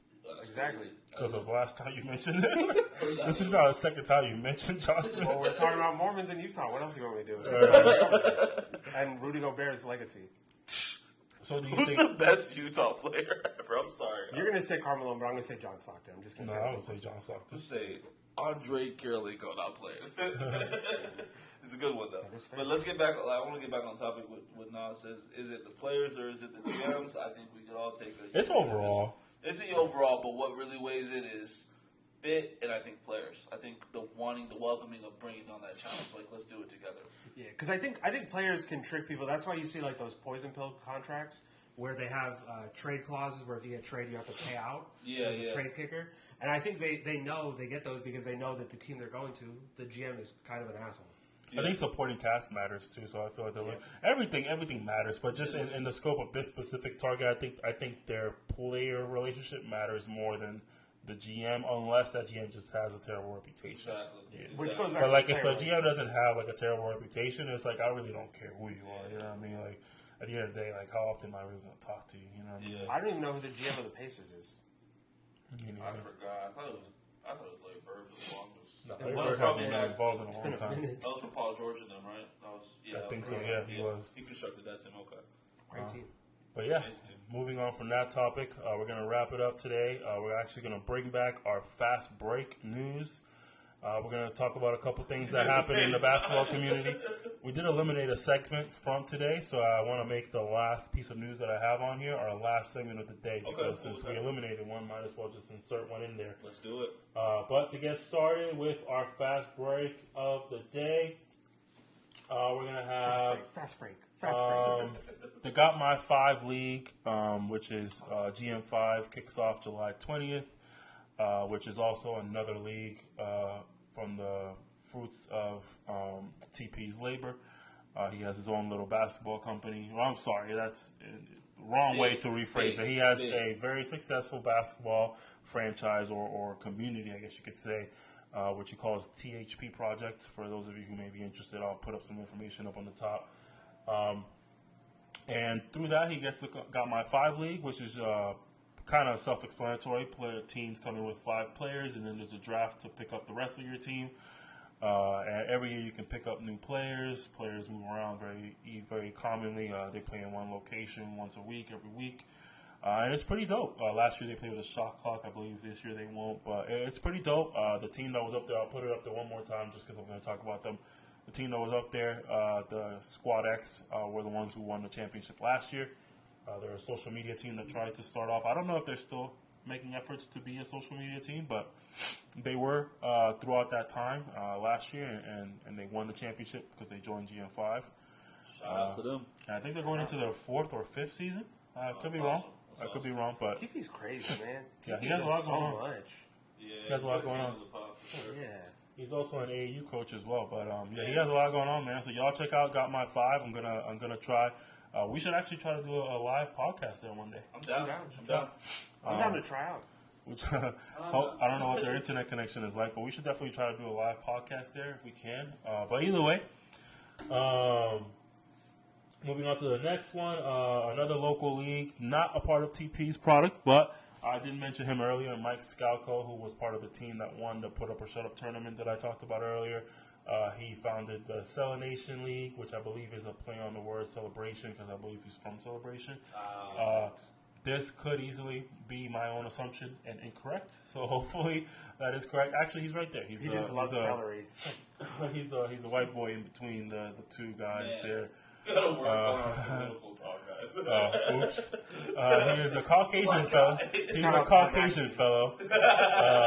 But it is supposed to be fast break. But I'm curious how you guys think about this concept. Nation is actually hosting tryouts for their All-Star team. They had an All-Star team throughout, I believe, the end of last year. Yeah. And they played against teams. Sometimes they played against All-Star teams from other leagues. Sometimes they just played against teams that were willing to take the offer. And unfortunately, they went 0-3. So they're trying to revamp that All-Star roster. They feel like they could compete better. And they're going to do tryouts for an All-Star team. What do you guys think of that concept? I guess who decides who makes it to the team for the tryouts? Is it like the commissioner? I'm not aware, but I think it would be probably they have captains, so I'm assuming it's their committee of captains. Okay. I think it's actually kind of interesting. I think it's a fun idea. Personally, I'm not into it. I think, you should get there on merit from everything that you've done in the season. I agree. That is a cool idea, though, because some people don't really get the opportunity on the teams that they're on. Some people don't really get to show their real skills. They never get to showcase that. Yeah, I can agree with that. I like that take, by the way. That's a great take. Shout out, Tyler. I don't like it personally. I don't like the idea of trying out. You know what I mean? Like it should be a merit thing, but we'll see how it works out. They're trying to get more competitive so they can bring that squad out. They got jerseys and everything. They're trying to bring that squad out to compete against other teams. They hit up the Serpents, but I think it was a time conflict or something. Whatever. Do you think the FBA would ever be interested in setting up their own all-star team to go against them? Yeah, we would discuss it for sure. We beat the shit out of them, but yeah, we definitely. Come on, Celebration. Yeah. Keep that energy when you see them on the court. I will. You ever pop out on someone? I will 100%. Trust me. I'm sorry. I'm trying to stay positive here, but yeah, I don't think there's a lot of local leagues that could put together an all-star team that could beat the FBA's all-star team. I gotta go with that, man. I'm on your side. Dogs. Yeah, we were talking about like Berto alone would just they wouldn't be able to stop him. You know what I mean? Like that's. You hear this? If you watch this video, you better go try out him because the FBA go try out. Talking pretty mighty over here. That's neither here nor there, though. Tommy, go try out. Moving on to the next quick fast break here. Jeff Van Gundy was hired as the lead assistant coach for the Los Angeles Clippers. He was recently a consultant with the Celtics, if I'm not mistaken. I think that's correct, right? Was it I think a couple of years ago, though. But yeah, he was. I think it was recent. I think it was like a year or two ago. Yeah, but it was recent. But yeah, he just got hired as the lead assistant. Deserves it. Very deserved. They brought up a good point in again, Gilbert Arenas' podcast. I think we're going to see a lot of big changes from a culture perspective. Coming from that Knicks culture, coming from that Houston Rockets culture, I think we're going to see a lot of big changes from them. So we'll see. Do you think assistant coaching can make a big enough difference for a team? Absolutely. Mark Jackson get hired? Because Mark Jackson was not as good as we think that he is at times. I think that we have to come to that conclusion. Okay. Look at the Warriors teams. Very minor changes. Look what happened. Okay. So back to the Jets. I think this is one of the best hires I've seen in probably the last 5 years. Hell yeah. For assistant? For assistant. Yeah, I think this is a great hire. And on top of everything, I think all he does is watch basketball. I think he's always watching every team all the time. Yeah, what's his job? So. Yeah, what a nerd. Yeah, that's great. He gets to see it up close, and on top of everything, man, he's deserving. I think he deserves it. I think he deserves the opportunity. And I know this is a fast break, so I'm gonna keep it real short.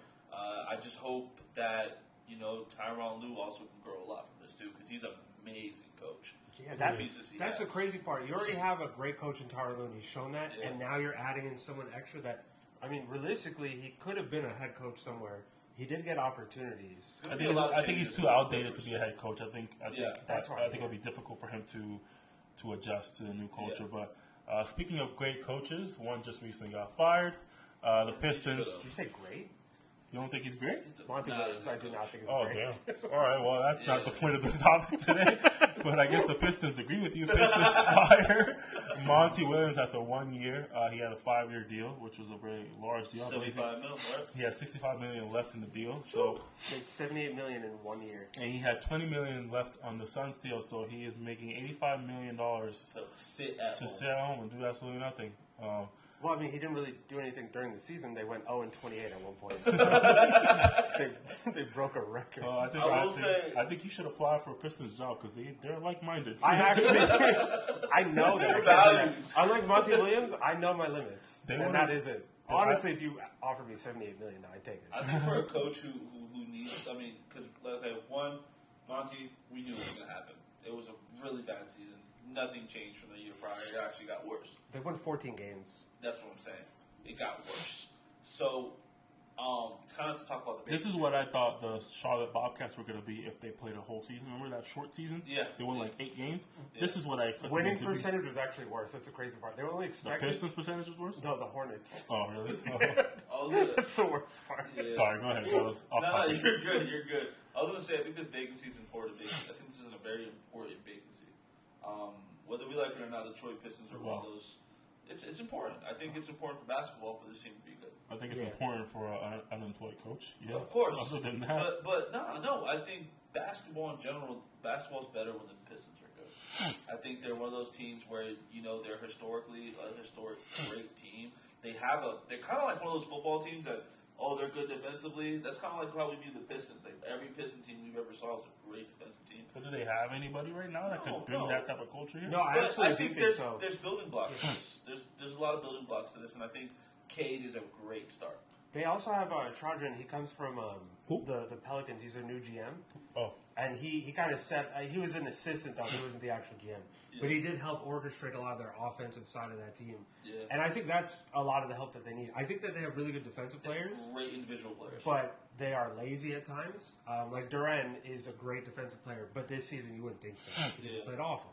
So I think they need to set a new culture. And I think letting Trajan pick his next coach, I think is the best bet. Because Monty Williams is on that level of terrorism that I think Doc Rivers is at. 0-28, I think we really have to recognize that. 28 losses in a row. Yeah. They were worse than the Wizards at one point. Yeah, but look at the roster. Was the roster really meant to win any of those games? No. They were not meant to lose 28 in a row, though. There's got to be a lot. That team's definitely got to revamp. There's got to be a lot of trades, a lot of young players that they can still, assets that they can still receive picks for. They have to get rid of Wiseman. I really do think so. Wiseman's just got to go to China. But, no, honestly, no. That's a hot take. I think Wiseman can go to a decent team and contribute. Yeah, absolutely. Yeah. Off the bench. You just don't need it on this team right now. And then is Marvin Bagley still on that Detroit team? No? Where he's with who is he with? No clue. I forgot. I think he's with the Kings. I don't know. I actually think he is on the Pistons. He is on the Pistons, I think. Oh, no, he got traded at the deadline. He did? Yeah. I don't know where, though. That's neither here or there. I think they have a lot of... What I'm saying is they have a lot of pieces to make moves. They have the cap space. It's just, about getting someone in that position. And what kind of coach would you guys want for the... Like, what, are we having an inspirational coach? I would love Kenny Atkinson for them. A great, guy who's good at developing young talent, and then they can figure it out from there afterwards. I don't think he stays there. He stays. They need a culture starter. They need I think someone like Stan Van Gundy was that type of coach where he was a culture starter. Did he coach there? He did coach once there already. Yeah. That was a different stint. But either way, I'm not saying hire him. I'm just saying that's a type of culture starter that you want. You want somebody who does a good job with young players to set them straight, get them going in the right direction, Probably have 2 or 3 losing seasons, get fired for the next coach that's going to finally turn us around. Yeah. After we finally learn, what it takes to win. But losing all the time. Yeah, exactly. That's crazy. You do have to lose to win. Aside from that, next up, we got the Pacers are planning on offering Siakam the max. Deserved. Pretty quick on this one. What do you guys think? I don't think it's deserved, but there's nothing else that they can do. They're near the cap already, and they gave up too much. Eastern Conference Finals. He averaged the most points on the team. He had a great season. I think, when the money's there, and he's not even getting paid, not even percentage of the top tier guys are really making, so I think it's not a bad contract for them, especially when this new, contract gets signed for deals that he'll be maybe a 15 top type of. He's not far off though because he meets a lot of criteria for bigger contracts. Yeah, that's the issue. He does more than one thing good. So I think that's an odd choice, but I think he's a good fit for them. Yeah. Personally, I think a lot of people had doubts about the fit because of certain instances, but I just feel like overall he makes sense for the team. It's just about making them fit together. Yeah. If they're not going to look perfect at first, he's got to figure it out. They got to figure it out, and they did. Regardless, they need more stuff to really compete consistently. But this is a good start. This is a good step in the right direction. How do you feel about the contract though? It's worth it. It's not a big contract. Way too much. They're gonna regret it by year 2 for sure. But either way, that's how it happens, and maybe they don't. You know what I mean? Like the Celtics didn't. You know what I mean? Like I would have said the same thing about the Celtics and giving Jaylen Brown all that money. I did say that. All of us did. Yeah, we did. Probably don't regret it now. You know what I mean? So just you never know. Now they gotta pay the worst one even more. On to the next one. Cameron Brink was escorted out of a game. Not escorted. I'm sorry. Was carried out of a game or what? I can't see what it is. No, she's carried out. Exits with a leg injury. This is a little outdated. I've already found out that she actually did tear her ACL. So Cameron Brink was my favorite rookie by default. I'm a Los Angeles Sparks also mine. fan. I'm not even a Sparks fan because I'm a Lakers fan. But I love Cameron Brink's game. She's like a dog type of player. She great rebounder, great shot blocker, and definitely had the opportunity to make a difference in LA. So. Very unfortunate for her, but I'm sure she'll come back bigger, stronger, She's top better. 2 in blocks for a rookie. That's crazy. Was she by Alyssa Thomas when she got hurt? Thomas? That's what I saw. Well, I'm pretty sure it was against Connecticut, so it has to. I think she might have been. Alyssa Thomas is out here just terrorizing these rookies. She's MVP most likely. So yeah. But real quick, I actually have something to talk about with that. Cameron Brink. I just want to share our love to you. Also as well, women NBA in general. Like it's been exciting. I've truly This thing is pretty dope. Where is it? Right here. Right there. This thing is pretty dope. Okay. I've seen a ton of WNBA games. Yeah. I watched a couple. Yeah, bro. And that's the first time I can say in my life that I actually was tuning in. Like. I have now tuned into a women's NBA game in my life. I spent the last 3 years trying to get my girlfriend into NBA games, and she added a W to it, so that's all. All right, well, what's next? We got Alyssa Thomas and is it Dewana Bonner? Dewana Bonner. This is wild. Are they engaged or married? I believe they're engaged, right? Engaged. They're soon to be married. Dewana Bonner is like top 4 in I know. top four in scoring too. Alyssa Thomas is about to be MVP most likely. Really? Think so? You want to know a crazy thing about this? I think they only lost one game, right? Yeah, they only just recently lost it. You know what the crazy part of Dewana Bonner is? It's not the first time she's married one of her teammates. Yeah, I've heard that. Yeah, that is crazy. But that's like next level, like. Yeah, I'm definitely going to add this as a topic for next week because I have a couple intricate ideas. Or not ideas. Team dynamic. Yeah, that's what if LeBron and AD got married? Oh, that's my what if. Let's save that for next week. That's my what if. Moving on to the next topic, we have Alex Caruso, which was actually just announced today, a couple hours before we started recording. Alex Caruso has been traded to the OKC Thunder for Josh Giddey.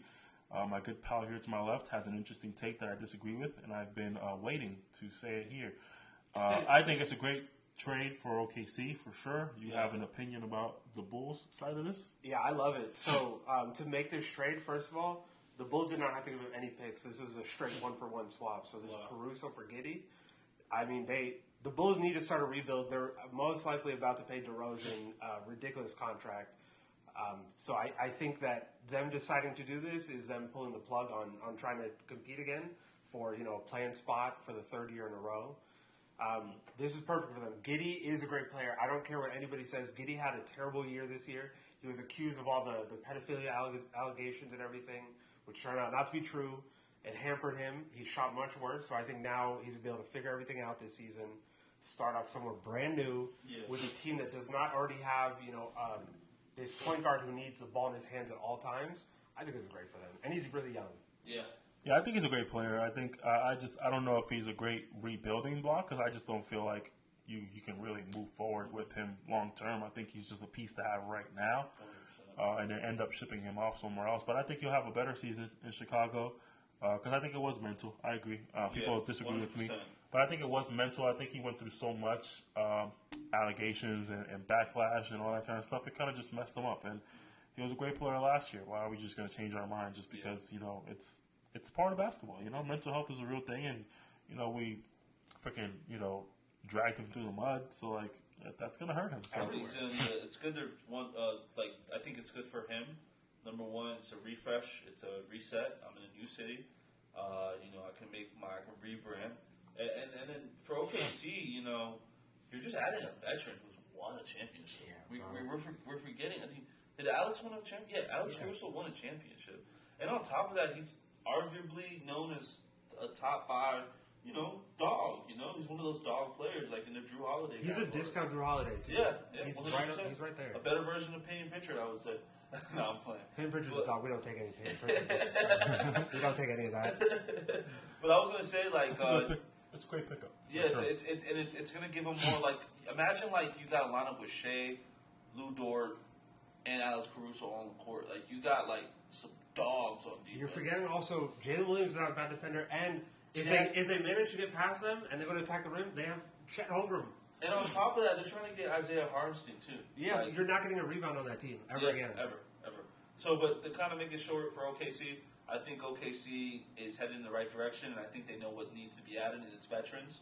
I think the last thing that needs to happen with them is, like I said, we have one veteran. I think they need one more, guy who's been there. Maybe he can be off the bench too, someone who can kind of be more of a bench whisperer. But I think that's what they're missing, a bench whisperer. Somebody who's up there could definitely help them. That's not on a It's not a court contract. thing. It's a mental thing. Someone who can get into those mental things. I think they could have beat OKC if they would have had an older player that can tell them, hey, this happens. Let's go ahead and move forward to the next play, and keep them locked in. That's one thing because they're real young, man. You need a tutor. You need a dad on the team. You need a Udonis Haslem. Shea was the oldest player on the roster. Not on the roster, but in the starting 5. 100% right. Yeah. And he's young. Yeah, they need some vets. They need some dogs. They have a great core. I think this is a great addition. I think this is a great start to move in the right direction. I mean, they went to the second round. You know what I mean? They already had best seed in the West. They already had a great season. They lost to the champions. Yeah, the champions of the West. Yeah, my bad. Of the West. It's all good. Yeah, whoops. They lost to the champions of the West. I don't know why I thought the Mavs were the champions for a second. Well, last but not least, our last piece of news for today, man. Have you guys ever heard of Coachella? Yeah. Coachella? Yeah. Well, Kendrick Lamar just hosted Hatechella. Kenchella. Kenchella. Coach Kendrick Lamar. When was the last time you really popped out on someone? NBA stars joined Kendrick Lamar on stage for his amazing Juneteenth concert that he hosted. I believe it was yesterday, right? Juneteenth was yesterday. They have Draymond. I didn't notice that. I don't see the Draymond. multicolored hair right there? The clown? Okay. I want no beef with you, Draymond. I want you on the show one day. He's gonna punch me. Yeah, but I heard somebody said I saw a comment that said this was We Are the hate version of We Are the World. They played Not Like Us 6 times. Bro, in a row. Five. Yeah, 5. No, it was 6. No, it was 5. It was 5. But every time it was a different sequence. They came out on I think was it the third or second time they came out, and it's he kept adding layers to how much we hate Drake. And it was. When he played Euphoria, I loved it. But it wasn't a we thing though. It was it's not like everybody it's on there. It's more of a West Coast thing than it is. No, I don't think the group hates Drake. Because I don't think DeMar hates him. They both Toronto connection. Yeah, I don't think the group hates Drake. I think it's just it's created this West Coast vibe to it. It's like this is the anthem now. You know what I mean? They not like us. I feel like Kendrick has turned this into we're starting to forget that it's a Drake and now it's a West Coast this anthem. This is the new California Love. No, this is not the West. This is I feel that for real. I feel that for real. Perfect beat for it. It's Kendrick. He's LA. Summer song. It's a summer song. It's got that. Even when you hear it, that beginning of it, bro, you just already this is the only song where I have rhythm. I have no rhythm in any other song. But it makes you want to dance. Any song that makes you want to dance, whether it's rap, R&B, anything, bro, it's good. It just makes me want to pop out on something. Showing it. But like, did he really? Did he really have to play this 5 times though? That's crazy. It's the song You of can the never summer. convince me that Kendrick Lamar is not the biggest hater we've ever seen in my No, life. he is. I hate the way you talk. I hate the way you. That's crazy. That's crazy. I just want to take one big thing from this, bro. Like this whole thing. It's been a while since I've seen like an NBA athletes all click up in the summer and like hang out. Like, you know what I'm saying? Bro, everybody was there. You got LeBron, Kobe I heard White. LeBron's wife Bro, said, you know who else he you had? was supposed to be there. Dalen Terry. Who the fuck is Dalen Terry? Who is Dalen Terry? Exactly, he's on the Bulls. Kobe White's not even from California, and he was there. He's from North Carolina. DeMar probably bought the squad out. That's Yeah. what it was. DeMar. I saw Vucevic in the crowd. I was said, like, Are you serious? No. Oh, I would have lost my shit. I would have looked at that clip and been there and put on the shirt. You're not gonna miss him. Oh man. Yeah, but that was crazy though. Like, you got DeMar, Westbrook, Harden. It was a bunch. Even rappers, YG was there, which is actually pretty surprising. Mustard was there. What's his name? DJ Mustard. I heard there's conflict between YG and Drake. I think. I could be wrong though. I don't know, but Well, apparently I've learned this year that Drake has conflict with everybody. My favorite hip hop song of all time is YG featuring Drake. That is my favorite hip hop song. Who Do You Love? That is my favorite. Love. That's a classic. I don't know. It is one of those songs. It's just a bias thing. Like it's something about that song just hit at the right time for me, and like I just Summer song too. like I don't know what it It was was. 2016, wasn't it? It was my most played song in Apple year of Music music. for I believe it. that whole year. I love that song. It's my favorite hip hop song of all time. That's dope. That's a dope song though. That's a dope song. So I hope they're not beefing. So, Yeah. but either way, yeah, I don't think it was like a beef thing. Like I don't think everybody was on there just to say like we are on your side. 'Cause I It's don't just think Tyler Creator hates Drake. I don't think Yeah. Tyler Creator hates anybody. yeah, was Tyler there. the Creator was there. He Yeah, performed. Okay. Wow. It was crazy. So who were the friends? Because I know it said Kenny and friends. Probably LeBron. Dr. Dre. That's why he said Kenny and friends. Those were the friends then. Yeah. That's insane. He had everybody. It wasn't just the acts. It was like the It was names. the acts. It was the performers. It was the dancers. It was everything. Yeah, it was a whole big thing. It was You missed that. That's Yeah. amazing. Yeah, I missed it. I think it's on Amazon. I believe. It still is 4 hours. I'm gonna 4 watch it. hours? Yeah, I'm gonna watch it with Yeah, Asia. I'm gonna watch it. Like who else performed other than Tyler? Because I mess with Tyler. I'm only That's all I aware of remember. Tyler. I know Dr. Dre was talking about, but I don't know if he ever actually performed. I ain't trying to listen to that. I haven't watched the full There thing. was no classic West Coast artist though. I do not. There was no classic. He guys. was the classic. Yeah, he was the Yeah, classic. Yeah. Like there was no like Snoop Dogg or You nothing know who like wasn't that. there? Who was like one of the biggest West J Coast Rock legends? was there. J Rock was there. Oh, I like J Rock, but you know the game wasn't there. He wasn't. Well, we don't know because we haven't seen everyone yet, so he could be. But Oh, I don't think I'm gonna watch also, it. Who's game? The game's Oh, gone. you're tripping. That's one of the biggest. Absolutely. West Was. Coast. No, he's still influential, bro. When you talk about West Coast, you got to throw the game in there. I don't think people talk about the game like that anymore, though. That's what I'm saying. Like he's He's like Rick Ross. He's the Rick Ross of the West Coast. exactly. I agree with that. Yeah. I agree with that. That's exactly what I was getting at. Is that good? Is that good? That hip hop analysis. That's exactly what I was getting at. Who the fuck is Rick Ross? Whoa. But that's it that we have for today. Last but not least, for those of you who are tuning in, man, for those of you who want to support and follow us throughout our journey, we just started or kind of revived a Discord group that I had in the past, back when my company was still called Hooper's Digest, for any of you who were following from back in those days. Shout out. I revamped it, edited it as much as I could. I think everything should be up to date when it comes to names and logos and everything. But if you guys want the link, we're going to put it in the comments section down below. We'll put it up on the screen as well for you guys. Maybe I'll put like a QR code or something. I learned how to do QR codes, by the way. That's fire. Shout out. I'll probably put up like a QR code so you guys can click the link and join. There's a lot of things on there. There's a sports betting section. There's a hoop run section. There's going to be a regular just hoop talk section. We can even do there's a voice channel as well where we can just get on there and everybody just talk shit about basketball. Real quick, also, I want to shout out Tyler's girl. Because we're also, I mean, no offense, I'm not trying to throw your business out there. But we're going to have a lot more shorts as well that you guys can catch on YouTube. Oh, They're pretty yeah. good, and they're actually detailed well. And, you know, we got some help on our... It's going to be a mix of content, so it's going to be... Oh, my No, go ahead. No, this is It's going to be a mix of content. Right now, you're seeing the shorts are specifically, other pieces of content like NBA Finals and stuff. But as we get more videos, as we get more topics about, like we've already had the Caitlin Clark short, there's going to be more shorts, easier content to consume if you don't want to watch full hour That's great. Yeah, so, I mean, we got the Discord, man. We got new content coming out. Thanks to Noah. We got a lot going on, man. But that's our episode for today. That is episode 8 of Hoop Talk. We're actually planning on hosting a live episode for episode 10. I think that's our first miniature milestone. So we're going to try our best to host a live episode 10. We don't know we don't know what that's going to look like, but we're going to plan it out. It's going to be live, no editing, just raw, uncut. If we got to take a bathroom break, y'all going to watch the screen. We're going to bring the camera with us. No, we're not going to do that. we want to interact, right? So we're probably going to try to figure out a way, a chat box too. So if you guys can go in there, give us questions. We'll try to dedicate some type of kind of like a OnlyFans kind of question type of thing that they do on Gills. Because you give us our gears to keep going, and we can just talk about more shit. I have a way I can think of doing that, I believe. We're also doing Discord. We're doing Discord.